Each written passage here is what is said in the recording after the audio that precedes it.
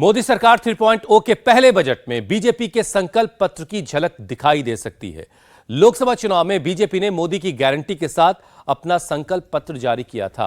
इसीलिए सरकार की कोशिश होगी कि अपने पहले ही बजट से सरकार मोदी की गारंटी को जमीन पर उतारकर लोगों को मैसेज दे।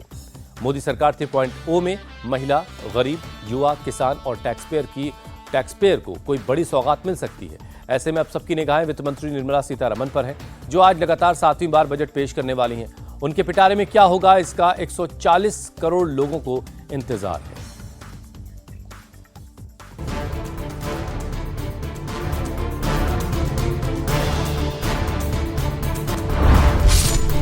मोदी सरकार 3.0 का पहला बजट।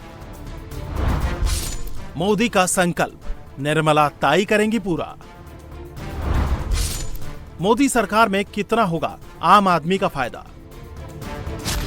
आज मोदी सरकार 3.0 का पहला बजट पेश होने जा रहा है। पिछले 10 साल में यह मोदी सरकार का सबसे चुनौतीपूर्ण बजट होगा, क्योंकि 10 साल में बीजेपी अपने दम पर सत्ता में थी, लेकिन तीसरी बार वो गठबंधन की बैसाखियों पर है। ऐसे में साथियों को साथ कर आम आदमी तक राहत पहुंचाना वित्त मंत्री निर्मला सीतारमण के लिए बड़ी चुनौती होगी। मोदी सरकार के इस बजट में 5 अहम सेक्टरों पर फोकस हो सकता है। मोदी सरकार महिला, गरीब, युवा, किसान और टैक्स पेयर को बड़ी सौगात दे सकती है। बीजेपी 2024 के लोकसभा चुनाव में मोदी की गारंटी के साथ मैदान में उतरी थी, जिन पर भरोसा करके देश की जनता ने उसे तीसरी बार सत्ता सौंपी है। ऐसे में सरकार की कोशिश होगी कि वो उन गारंटीज को जल्द से जल्द पूरा करे। मोदी ने अपने संकल्प पत्र में महिलाओं को मजबूत बनाने की गारंटी दी थी। इसमें नारी तू नारायणी के तहत 3 करोड़ लखपति दीदी बनाने का वादा, महिला सेल्फ हेल्प ग्रुप को सर्विस सेक्टर से जोड़कर नए मौके देना, महिलाओं में सर्वाइकल कैंसर, ब्रेस्ट कैंसर और ऑस्टियोपोरोसिस पर विशेष ध्यान देना, महिलाओं के लिए सार्वजनिक स्थानों पर शौचालय बनाना और नारी वंदन अधिनियम को लागू करना। अंतरिम बजट के दौरान वित्त मंत्री ने लखपति दीदी योजना के तहत महिलाओं को सबसे बड़ी सौगात दी थी। सरकार ने 1 करोड़ महिलाओं को 1 लाख से 1 करोड़ रुपए तक बिना ब्याज के लोन देने का ऐलान किया था, जिसका असर यह हुआ कि 2024 के चुनाव में बीजेपी की सबसे ज्यादा 31 महिला सांसद चुनकर लोकसभा पहुंची। इस बार के बजट में सरकार का टारगेट 1 करोड़ से बढ़ाकर 3 करोड़ रुपए करने का है।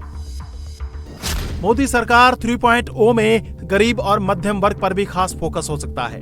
पीएम मोदी के हर भाषण में इसकी झलक दिखती है। लोकसभा चुनाव में बीजेपी ने अपने संकल्प पत्र में आने वाले 5 साल में सेवा, सुशासन और गरीब कल्याण की गारंटी देने का वादा किया था।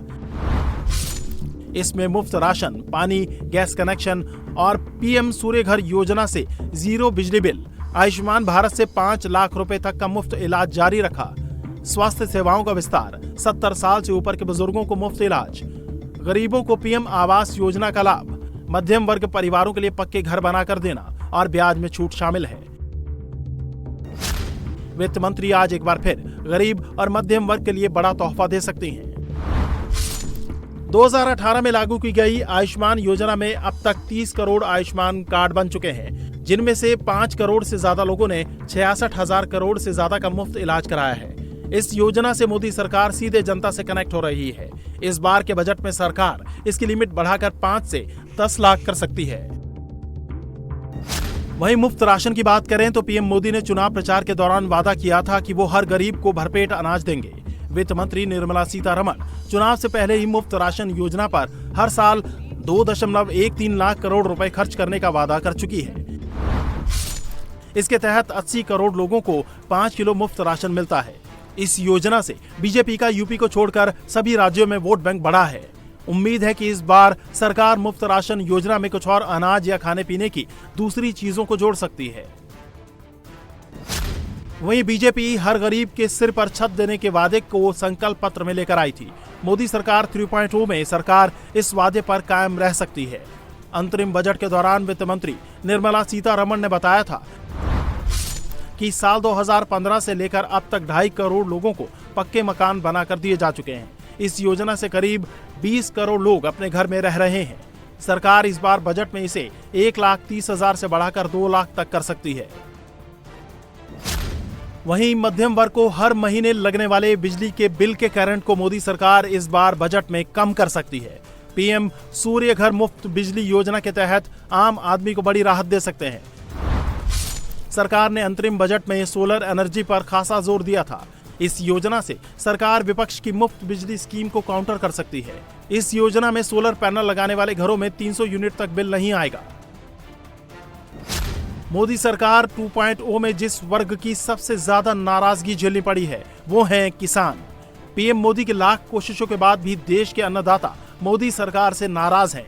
इसकी सबसे बड़ी वजह है वो 3 कृषि कानून जिसे सरकार वापस ले चुकी है। ऐसे में मोदी सरकार 3.0 में किसानों को खुश करने की कोशिश हो सकती है। अंतरिम बजट में सरकार ने किसानों को मजबूत बनाने पर जोर दिया था। सरकार अभी किसान सम्मान निधि के तहत हर साल किसानों को 3 किस्तों में 6,000 रुपए देती है। इस योजना से छोटे किसानों को बड़ी राहत मिली है। इस बजट में सरकार योजना में विस्तार करके इसमें एक किस्त और जोड़कर इसे 8,000 सालाना कर सकती है। मोदी सरकार 3.0 में टैक्स पेयर को सबसे ज्यादा उम्मीद है। सरकार ने पिछले 3 बजट में एटीसी में कोई बदलाव नहीं किया है। लोकसभा चुनाव के दौरान बीजेपी ने वादा किया था कि आम आदमी को बड़ी राहत देने का काम करेगी। अंतरिम बजट के दौरान सरकार ने टैक्स में किसी तरह की छूट नहीं दी थी, लेकिन इस बार एटीसी या टैक्स लिमिट बढ़ाकर आम आदमी को खुश करना चाहती है। मोदी सरकार 3.0 के पहले ही बजट से लोकसभा चुनावों में नुकसान की भरपाई करने की तैयारी कर सकती है। आने वाले कुछ महीनों में महाराष्ट्र, झारखंड और हरियाणा में चुनाव हैं, जहां किसान और आम आदमी सबसे बड़ा मुद्दा हैं।